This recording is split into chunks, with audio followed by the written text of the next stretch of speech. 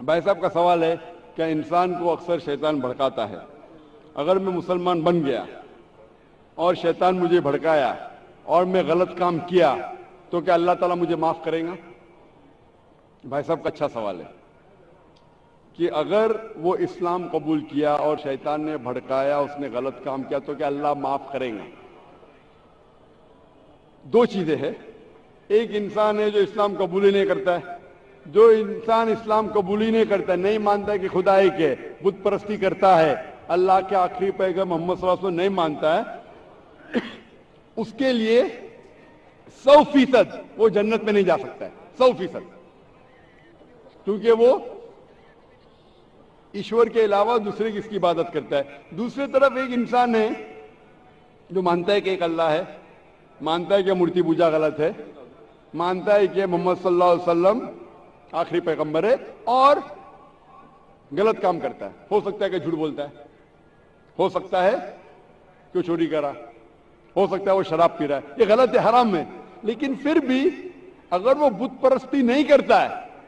اللہ تعالیٰ فرماتے سورہ نساء میں سورہ نمبر 4 آیت نمبر 48 میں، اور سورہ نساء سورہ نمبر 4 آیت نمبر 116 میں کہ اللہ اگر چاہے تو آپ کے کوئی بھی گناہ کو معاف کر سکتا ہے، لیکن شرک کو کبھی نہیں معاف کریں گا۔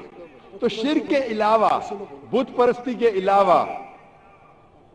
مورتی پوجا کے علاوہ اگر آپ دوسرے گناہ کریں گے تو اللہ تعالیٰ معاف کر سکتا ہے، آپ کے پھر بھی چانسز ہے کہ آپ جنت میں جا سکتے ہیں، لیکن اگر بت پرستی کرتے ہوئے آپ مریں گے تو آپ کو جنت میں جانے کے کوئی بھی چانس نہیں ہے۔ اسی لیے اللہ تعالیٰ فرماتے ہیں کہ جب میرے بندے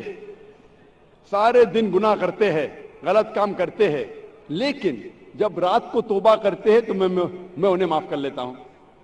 میرے بندے اگر رات کو گناہ کرتے ہیں اور دن میں توبہ کرتے ہیں تو میں انہیں معاف کر لیتا ہوں، کیونکہ اللہ سبحانہ و تعالی رحمان اور رحیم ہے، وہ رحمت والا ہے اور کرم کرنے والا ہے۔ آپ اگر غلطیاں کریں گے، اگر شیطان بھڑکائیں گا تو پڑھو اعوذ باللہ من الشیطان الرجیم، جب آپ کو پتا چلے گا اپنی غلطی کی، اللہ سے توبہ کرو،